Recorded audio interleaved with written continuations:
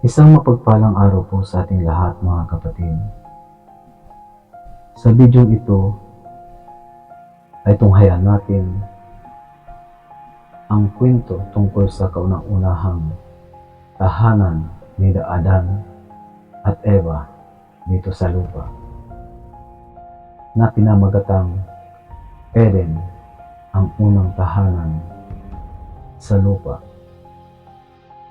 Ang kwentong ito ay matutunghayan natin sa lumang tipan sa Genesis chapter 2 verse 8 hanggang Genesis chapter 3 verse 24. Ang Diyos mismong ginawa para kina Adan at Eva ang kanilang unang tahanan sa lupa. At isang magandang bahay iyon. Tatawagin natin itong bahay halamanan. Pumili ang Diyos ng isang lugar kung saan umaagos ang apat na ilog at doon siya nagtanim ng isang malaking hardin. Hindi natin alam ang maraming uri ng puno at bulaklak at gulay at damo na kanyang pinatubo sa hardin na ito. Ngunit natitiyak natin na walang parke na ginawa ng tao ang magiging kasing ganda ng hardin sa Eden.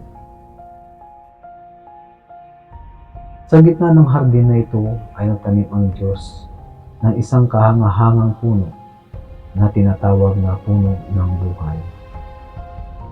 Ang sinumang makakain ng bunga ng puno ito ay mabubuhay magpakailanman. Tuwang-tuwa sina Adan at Eva. Binigyan sila ng Diyos ng mabubuting bagay upang tamasahin at wala silang alam tungkol sa kasamaan at maling paggawa. Madalas silang nakikipag-usap sa Diyos at nakikinig sa kanyang tinig habang siya ay naglalakad at nakikipag-usap sa kanila sa malamig na panahon ng gabi. Nais ng Diyos na patunayan ni Adan at Eva ang kanilang pag-ibig sa Kanya, at sa kadahilanan ito ay nagtanim siya sa magandang hardin ng isang punong pagsubok na tinatawag na punong kahoy ng kaalaman ng mabuti at masama. Sa bunga ng bawat iba pang puno sa halamanan na ito ay maaari mong kainin, sinabi ng Diyos sa kanila. Ngunit ang bunga ng pagsubok na punong ito ay hindi mo dapat tikman. Kung gagawin mo, tiyak na mamamatay ka. Hindi natin alam kung gaano katagal nasiyahan sina Adan at Eva sa kanilang magandang hardin o kanilang tahanan. Ngunit alam natin na isang araw ay isang malungkot na bagay ang nangyari. Ang kasalanan ay palihim na pumasok sa magandang lugar na ito. Nauna itong dumating kay Eva. Nakarinig siya ng boses at nakita niya ang isang ahas na nakikipag-usap sa kanya. Hindi siya natatakot dahil hindi niya alam ang takot. Kaya nakinig siya. Sinabi ba ng Diyos na hindi ka dapat kumain ng bunga ng bawat puno sa hardin na ito? Tanong ng ahas. Maaari kaming kumain ng bawat puno maliban sa isa, sagot ni Eva. Sinabi sa atin ng Diyos na hindi tayo dapat kumain ng bunga ng puno ng kaalaman ng mabuti at masama. Baka tayo ay mamatay. Yan ay isang pagkakamali. Hindi ka tiyak na mamamatay, sagot ng ahas. Alam ng Diyos na kung kakain ka ng bunga mula sa punong ito, ay magiging matalino ka upang malaman ang mabuti at masama. Dahil siya ay matalino, kaya't ipinagbawal kanyang kumain ito. Hanggang sa mga oras na ito ay hindi pa ginalaw ni Eva ang ipinagbabawal na puno. Ngunit ngayon ay tiningnan niya ang bunga nito at naisip na kung ito ay talagang magpaparunong sa kanya. Tulad ng Diyos, nais niyang matikman ito.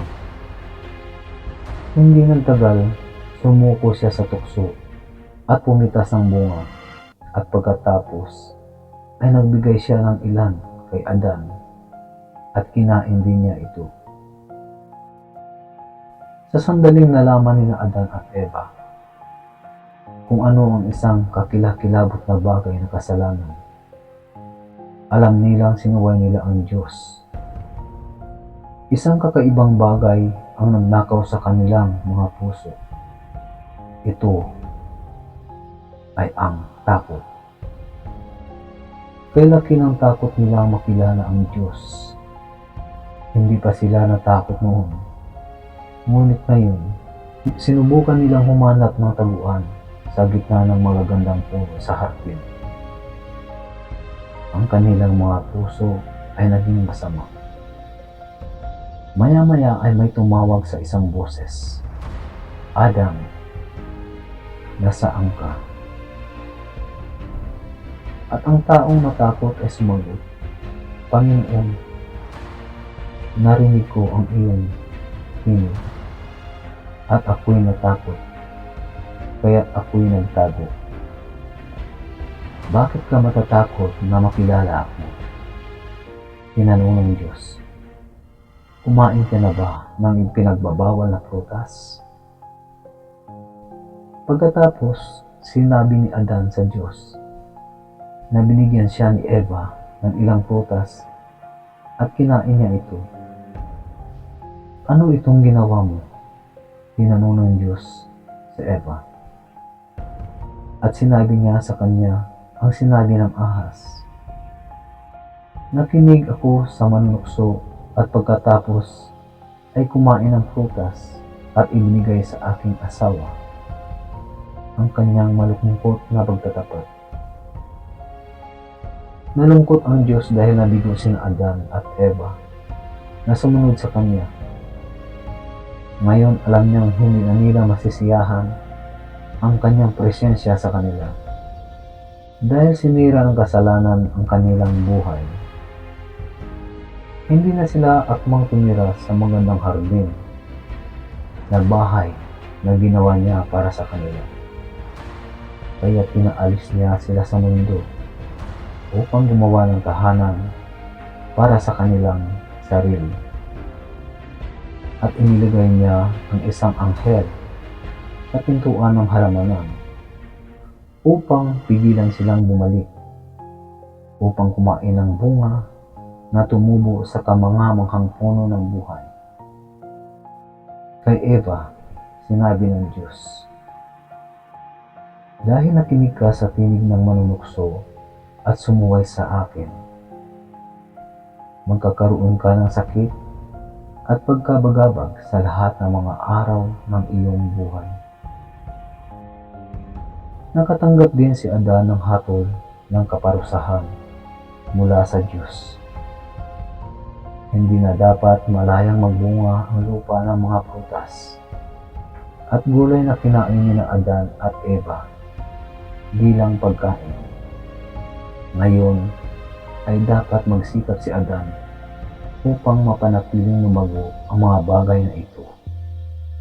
At masusumpungan niya na ang mga damo at mga tinik na tuyong damo ay tutubo sa kanyang mga bukirin upang lalo pang maging mahirap ang kanyang trabaho.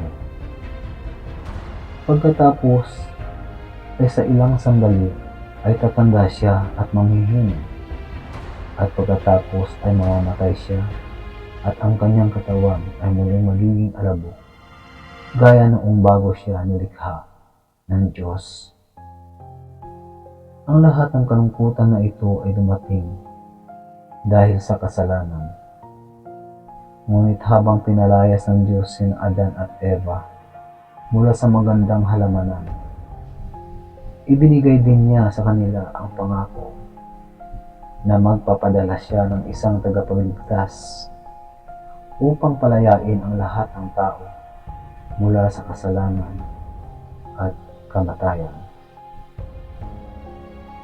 Mga kapatid, may minanang kasalanan man tayo sa kauna-unahan nating mga magulang na sina Adan at Eva. Ngunit napakabuti pa rin ng Diyos sapagkat ipinadala niya ang bugtong niyang anak ng ating Panginoong Hesukristo upang tubusin ang ating mga kasalanan. Hindi pa huli ang lahat para sa atin. Magbalik-loob lamang tayo sa Kanya at tanggapin lamang natin ang Panginoong Hesus sa ating buhay na nag-iisa nating tagapagligtas at Panginoon nating lahat. Naway tumimo sa ating mga puso at magbigay aral sa atin ang isang bahagi ng kwento sa ating banal na kasulatan at isabuhay nawa natin at itama ang mga pagkakamali sa nakaraan. Maraming salamat po and God bless us all. Huwag niyo pong kalimutang mag-subscribe sa aking munting channel mga kapatid upang maipahayag pa natin ang banal na kasulatan. Higit sa lahat, ang hangad nating makatulong sa mga taong higit na nangangailangan. Maraming salamat po.